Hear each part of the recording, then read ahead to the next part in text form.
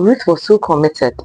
I asked this question that what did Naomi really do to Ruth? What if the book of Ruth is actually about survival and strategy? My dear, her mind was not about love. How would you see Ruth? Was she doing Amoshishe? Is it actually a love story, or we have just made it up? One word to describe Ruth, one word to describe Naomi, one word to describe Boaz. Hey sister, you will surely find your Boaz. Hey brother, you will find your Ruth.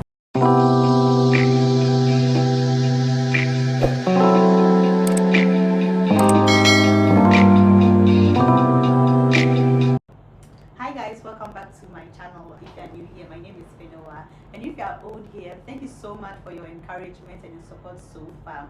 I am very grateful. So today we have a guest now, Miss. She is called CA Felicia Mella. She is a chartered accountant, a big sister of mine, and I love her so much. And I like the fact that she knows that I love her. Oh my God! So today we are talking about Ruth. What does the book of Ruth say?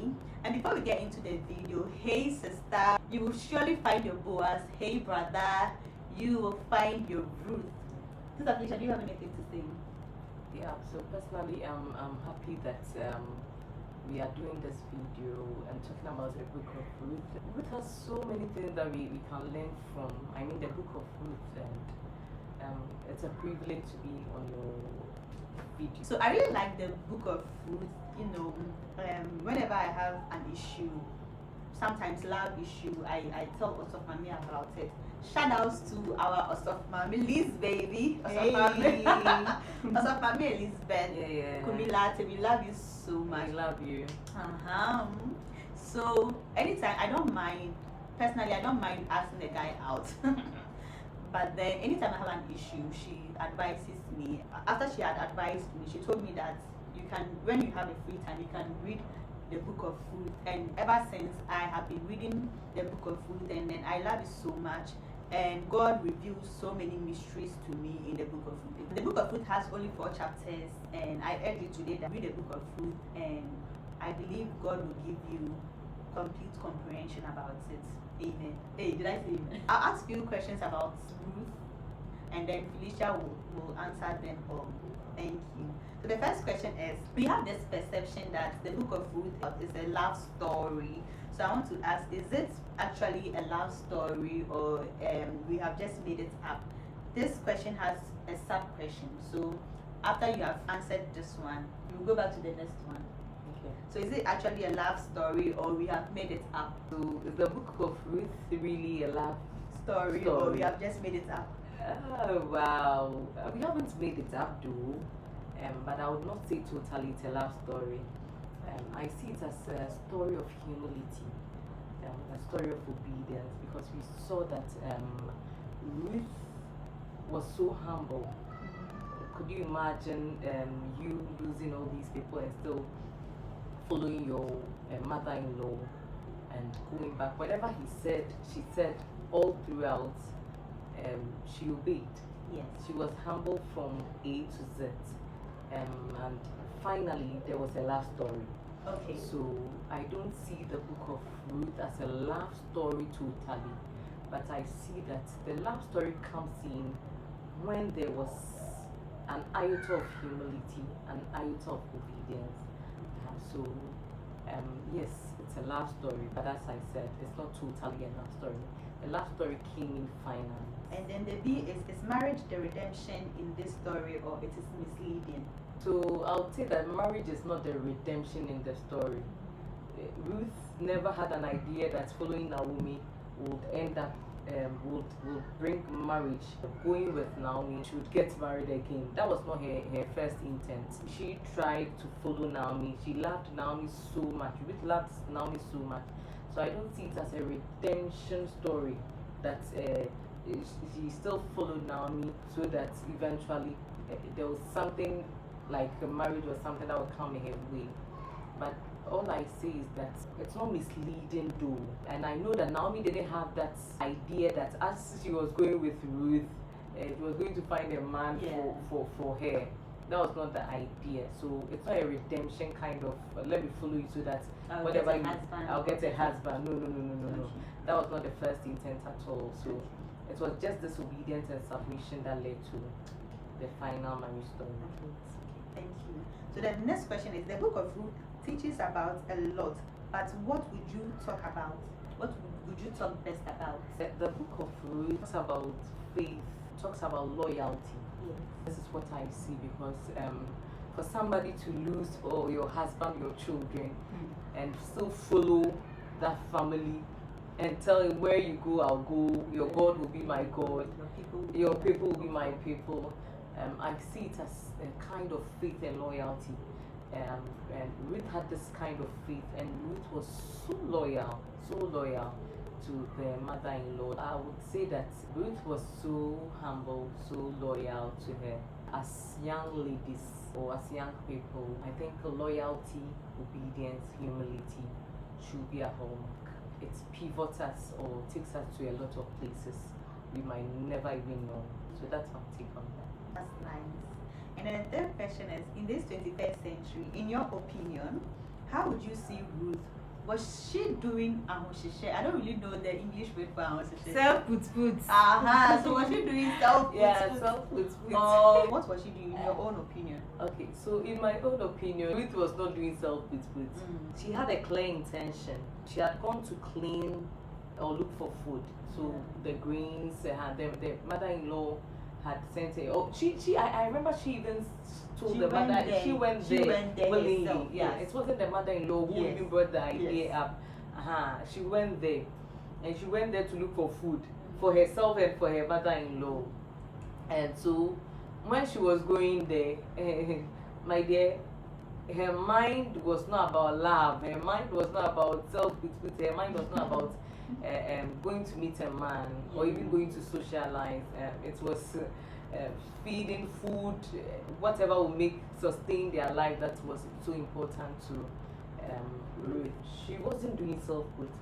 When she came narrating the story to her mother-in-law Naomi, then Naomi saw that I think this would be a good idea, because Naomi knew Boaz. Yes. Or even before she left, But the husband to settle. He was a relative to Elimelech, Naomi's husband. Yes. So Naomi knew Boaz. So I would say that it wasn't even Ruth who was doing self-put.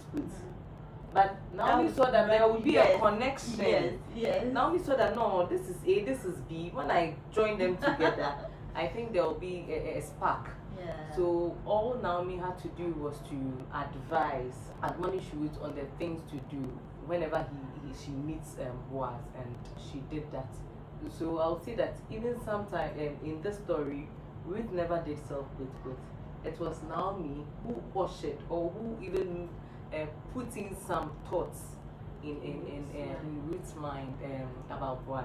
21st century, I'm not sure still people see Ruth as self-put, as we said initially, but mine is that we see Ruth as somebody who was humble and who was willing to learn, who was willing to submit, because you can imagine Naomi giving all the steps to Ruth, and Ruth not following the steps. So Ruth followed the steps, or Ruth followed the advice of Naomi, and it ended well for her. So it wasn't self-put, but I think that she obeyed. Ruth was a Moabite, yet she was welcomed into Israel, where Naomi lived earlier.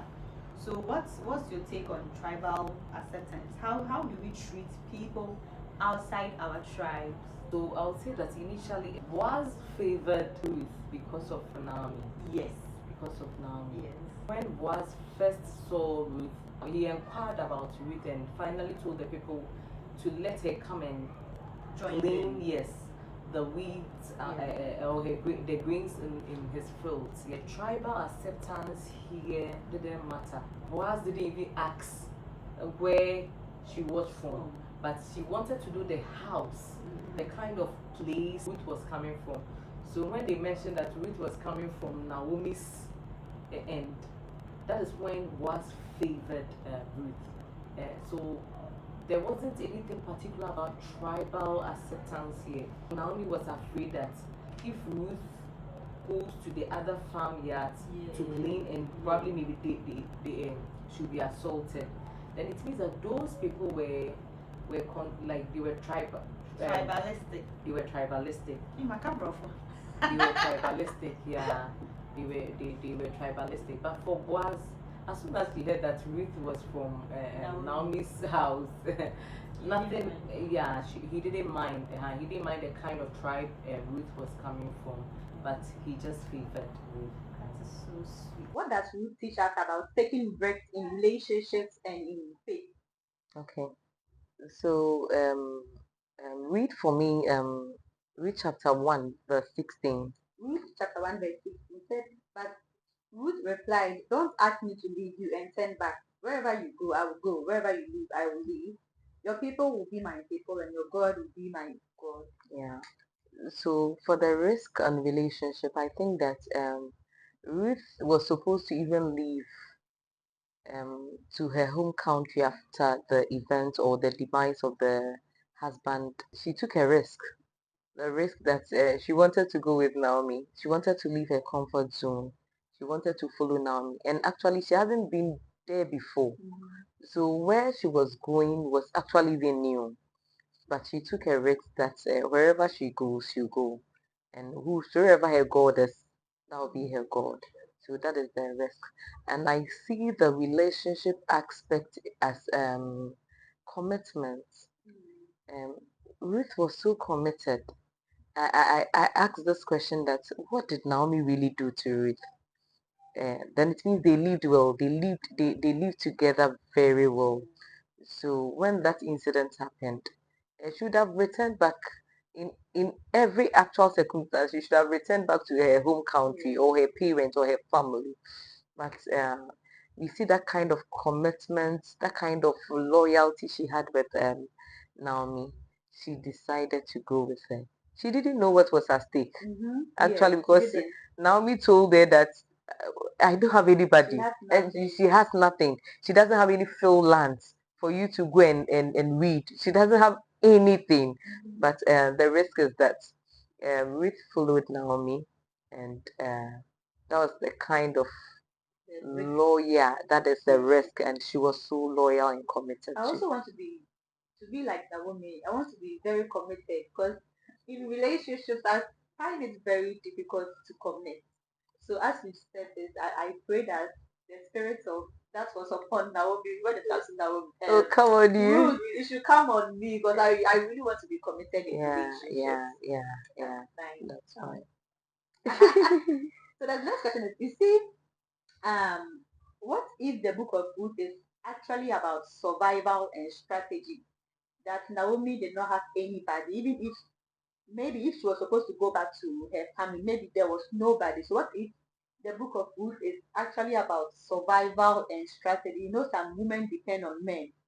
Some women really fall, and they fall in love with men because they have The money. things they You have. take care of me in future. You take care of my children and all. So what if Ruth, the story of Ruth is about survival and strategy, but not about faith and maybe romance.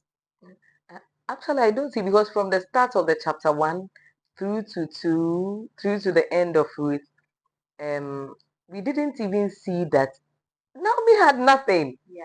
Naomi had nothing, and she made it known to Ruth that as we are going, my dear, there is nothing ahead of me. If I go and I die, I die.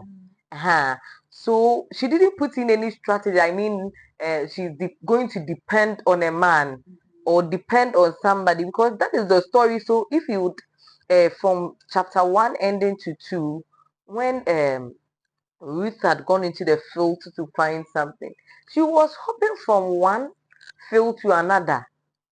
Naomi did not have any grandparents who had riches in the land for Ruth to go and enjoy. So for her going, she knew that there was nothing like enjoyment. It's not that okay, so my late husband has, or the grandparent has a lot of things. I'm just going to enjoy, Charlie. So I'm not even going to leave my in-law. We have properties. I need to follow her so that we share. There was nothing like that. So it wasn't the book of Ruth isn't about survival and strategy. Because if she wanted to depend on somebody, she would have gone to where she knows people. She knows that when I come to this particular person, I'll get money, I'll get farmlands, I'll be able to survive. But when they were going, actually, the Bible stated that they didn't know what was ahead of them. And you could clearly see that she needed to go and pick before she was able to even feed Naomi. Can you imagine? So it isn't about depending on a man. They were not there to go and depend on a man. I think she was just favored. She was favored. I want this to be Amen. Amen. So I think we've talked a lot about Ruth. So let's just go into Naomi's more. Okay. Naomi was better. Naomi was empty. Naomi was broken. So my question is, how do we keep our faith alive when life feels like Naomi's own? Her mental health was at stake. I think at a point she was depressed because you came with your family, your husband Everybody died, is gone. your two sons also died. Yeah. So her mental state was her mental health was at stake. Bro, and I think also that at a point she would be angry at God. So when something like this happens in our life, maybe it shouldn't even be about romance or relationship, but in all spheres. When something like this happens, how do we keep our faith alive? Yeah. I think today I learned something from Apostle Ijapon, and he was saying that sometimes our focus and our gaze is not on Jesus. So sometimes we want this, but we end up focusing elsewhere. I see that faith faith the word faith the word faith it's not easy for one to have faith like Naomi. It's not easy. Yes, bitterness will come. Sometimes you have prayed to God about a certain situation, and it turns that all the prayers that you have prayed, it doesn't go well. Sometimes you want this and it does. So yeah, we can be bitter, we can be depressed sometimes, but keeping the faith, I think keeping the faith is something that we need to ask God for. So I always pray, oh God, increase my faith. Oh God, give me faith. Because sometimes if you don't get the right even people around you or the right people to even speak to you, the right people to talk with, you end up asking yourself that why am I in this situation? If I have any other option, then let me use that option and leave faith. Let me put faith somewhere. But I think that sometimes the glorious aspect is you see that God's power was able to take over the brokenness of Ruth and Naomi, and He turned things around. Yeah, that was faith. That was faith. So I saw that Ruth, but when I'm even measuring Naomi and Ruth's um, faith, I'll say I'll give majority to Ruth, because as for Naomi, she knew that she had lived all her life. After all, what? I'm also going to die. But Ruth was young, but she had the faith that I'll go. And she has seen what God has used Naomi to do. Even in those bad situations, she still had faith. They became rich at the point because Bible says Boaz was very influential and he was wealthy. Yes. So I think that for faith, I see that faith is able to do a lot of things. Faith is able to turn around things, see from widowhood, from poverty, to riches, to wealth, to long life, to good health. But all we can say is that for faith, you have to build up your faith. Faith is not something that you proclaim, but it is something you build up. It is something you feed your spirit with. So for individuals or for people, I think that for us reading the Bible to get some of the stories from Naomi, the Esthers, and faith is about building up yourself. That yes, I know this is just for a short course, but in the long run, we have a God that is able to turn things around. Do you think Ruth was brave? Do you think she was desperate? Do you think she was also naive? And after you've answered this one, please advise women who are so desperate or men who are so desperate for love. Hey, I see. Desperate for love. Love is good, but I don't say Ruth as naive. Ruth was never naive. Ruth had lived her life with the husband, with the mother-in-law. She wasn't naive. But I'm saying that, or I see that there was this something. There was a connection between the mother-in-law, I mean Naomi and Ruth. Because for you to follow somebody, for you to love somebody, for you to be humble, for you to be committed, loyal to a particular person, then it means that there is this kind of connection between you and that person. So I said she wasn't naive. She was never naive. What she wasn't desperate. But I'll say yes, she's a brave woman. For you to lose your husband and follow your husband's family, she was brave. She was very brave. Yeah. So she took that bold step to go with the mother-in-law. And what's your additional question? Advice to women and men who are so desperate for love. Baby, what's the advice for them, such people? So they don't. I'm not a counselor. I'm not somebody who has fallen in love for 50 years, for 100 years for me to even come and advise. But I'll say that when one is desperate in love, you are blinded.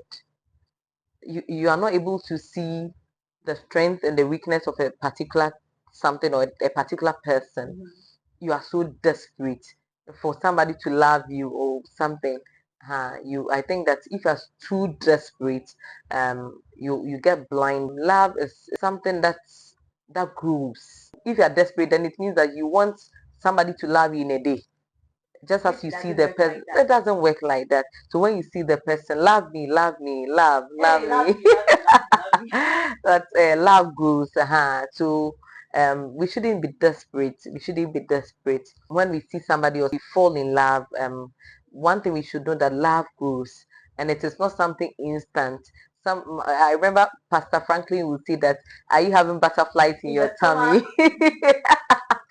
Are you having butterflies in your so probably maybe if you are desperate, you want to see butterflies in your tummy. My pastor is telling you that love doesn't mean butterflies in your tummy.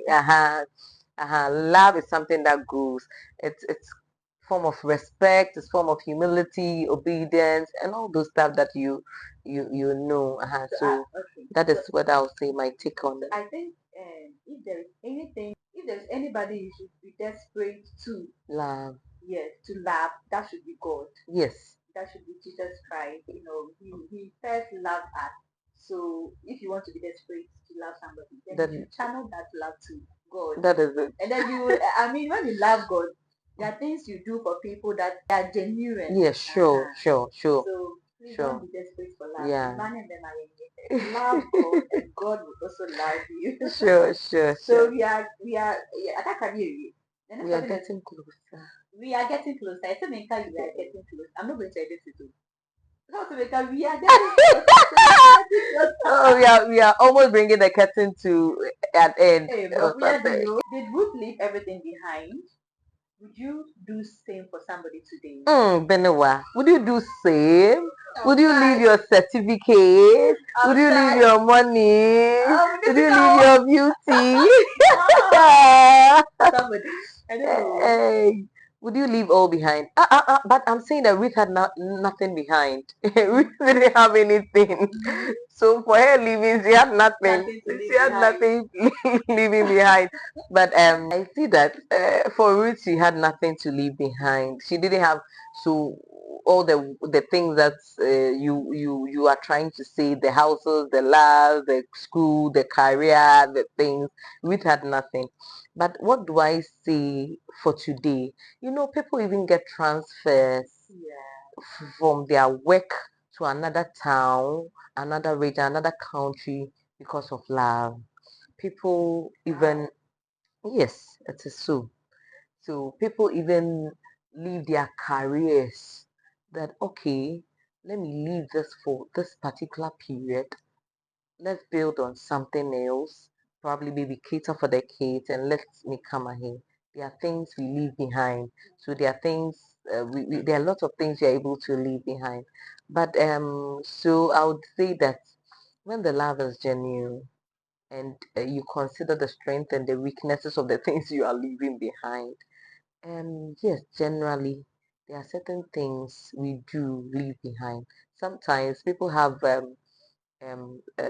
certain weaknesses, but when they fall genuinely in love, they are able to work on that weaknesses for it to turn around to become strength.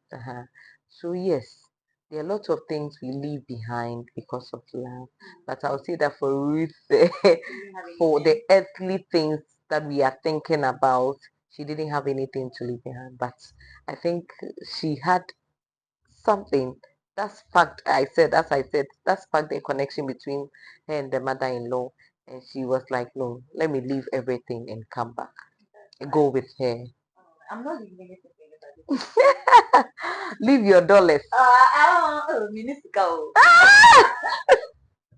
So the last question is one Okay. word to describe Ruth, one word to describe Naomi, one word to describe Boaz. So because you're just let me start with mine.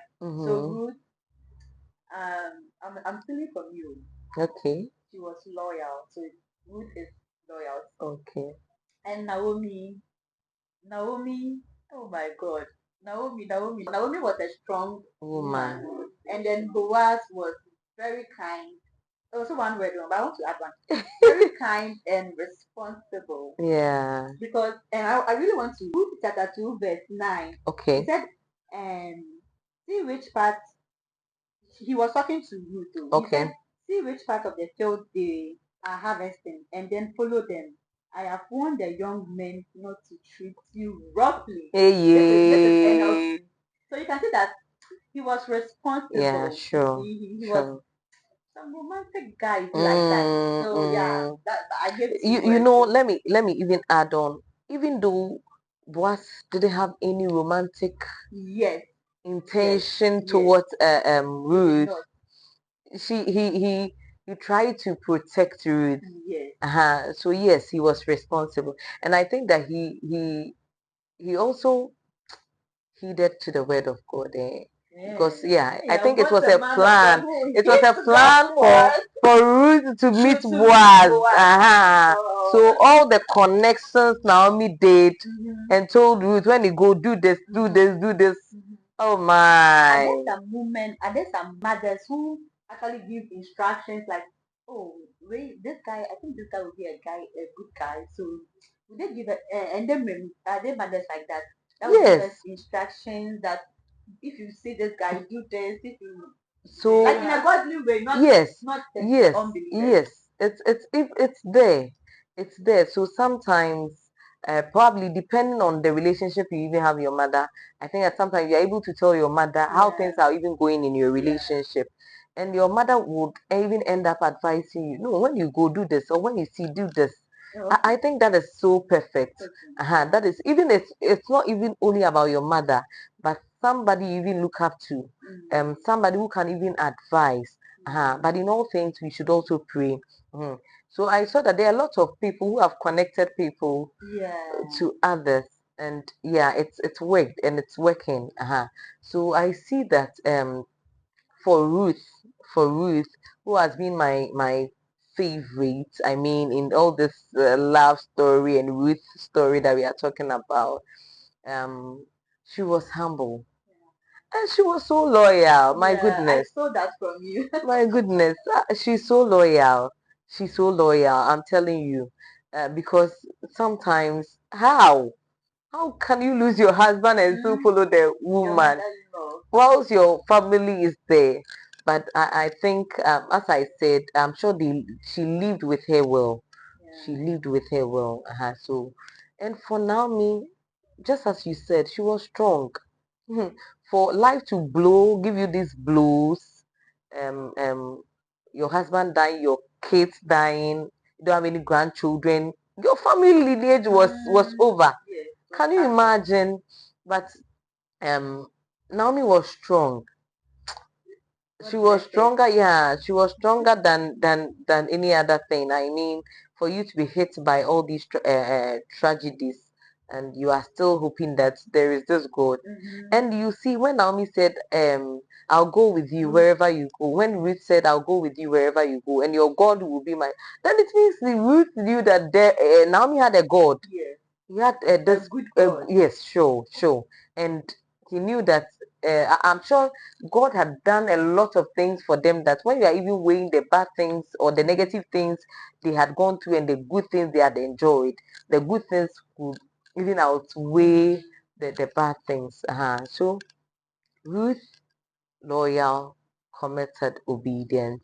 Naomi was so strong, and she had faith. Yeah. And for Boaz, my darling Boaz, when will our Boaz come? Very soon.